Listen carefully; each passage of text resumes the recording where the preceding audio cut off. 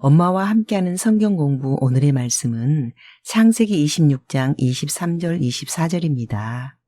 이삭이 거기서부터 부엘세바로 올라갔더니 그 밤에 여호와께서 그에게 나타나 이르시되 나는 내 아버지 아브라함의 하나님이니 두려워하지 말라. 내 종 아브라함을 위하여 내가 너와 함께 있어 내게 복을 주어 네 자손이 번성하게 하리라 하신지라. 아멘. 이삭은 그랄 사람들에게 밀려서 점점 올라가 가나안 땅 부엘세바에 당도했습니다. 창세기 21장에서 보면 부엘세바는 당시 블레셋 왕이 아브라함에게 찾아와서 화친 조약을 맺은 후 아브라함에게서 빼앗았던 우물을 돌려주므로 합법적으로 아브라함이 우물을 되찾은 곳입니다. 아브라함은 이 우물 이름을 부엘세바, 즉 맹세의 우물이라고 이름을 지었습니다.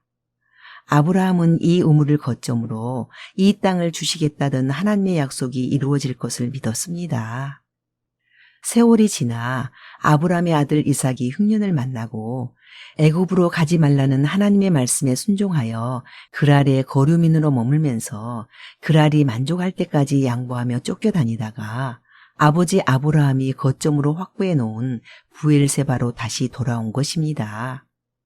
이삭은 가솔들을 데리고 쫓겨다니면서 매우 이축되어 있습니다. 공동체가 평안하지 못하면 지도자는 많이 이축됩니다. 이런 심정을 헤아리신 하나님께서 그 밤에 이삭에게 나타나셔서 두려워하지 말라고 하십니다. 아브라함과 언약하신 하나님께서 그 언약한 복을 아들 이삭뿐만 아니라 자손 대대로 계승될 것이며 지켜주시겠다는 말씀입니다. 드디어 블레셋 왕이 이삭과 화친을 청합니다.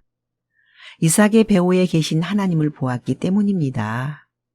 이삭이 언약의 계승자로서 범사에 하나님의 조건을 세우니까 이방인들조차도 인정할 수밖에 없는 번영과 평안을 누리게 됩니다. 그 후 이삭은 부엘세바에서 죽기 직전까지 평안한 여생을 보냅니다. 아버지 아브라함이 믿음으로 심어놓은 헌신과 하나님을 믿고 끝까지 양보한 이삭의 순종으로 복을 받게 된 것입니다.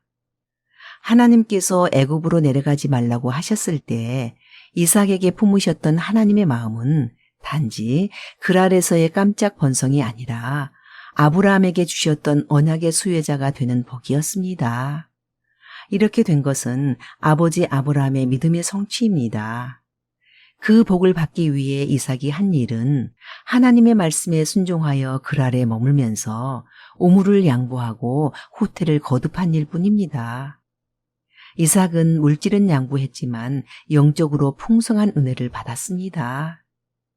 하나님께서 주시는 진정한 복을 체험하지 못하는 이유는 손해 없이 양보 없이 복만 누리려는 얄팍한 계산 때문입니다.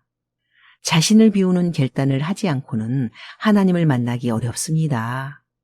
한두 번 해보다가 알아주지 않는다고 시험 들고 포기하는 사람은 무언가 얻기를 기대할 수 없습니다.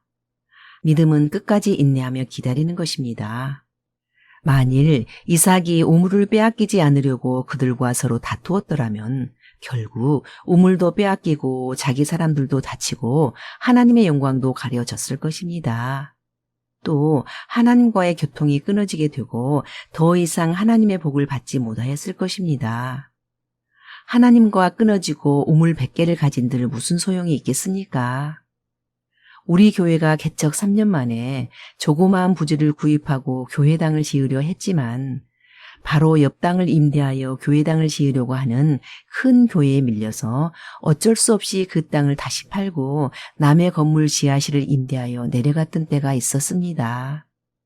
개척교회 목사가 언제는 교회 부지를 구입하자고 설득했는데 채 3개월이 못 되어서 다시 팔자고 설득해야 할 때 리더십이 무너지는 괴로운 과정을 겪어야 했지만 담 하나 사이에 교회 십자가를 나란히 세우는 것이 덕스럽지 않다고 판단했기 때문에 양보하기로 선택했던 것입니다. 그 일을 겪은 후 교회당이 없는 곳을 찾아다니다가 당시 허허벌판이었던 지금의 이곳에 자리를 잡고 교회당을 짓게 되었는데 지금은 1,500평의 대지가 되도록 복을 주셨습니다. 돌아보면 모든 것이 하나님의 은혜일 뿐입니다. 사랑하는 우리 가족, 말씀대로 살았는데도 실패를 거듭할 때가 있었습니까? 조금만 인내하며 순종하며 기다립시다. 하나님은 온전하고 구비하여 조금도 부족함이 없게 해주시려고 우리를 다듬고 계시는 줄 믿습니다. 억울한 일을 못 참고 하나님을 잃는 것도 죄라고 여깁시다.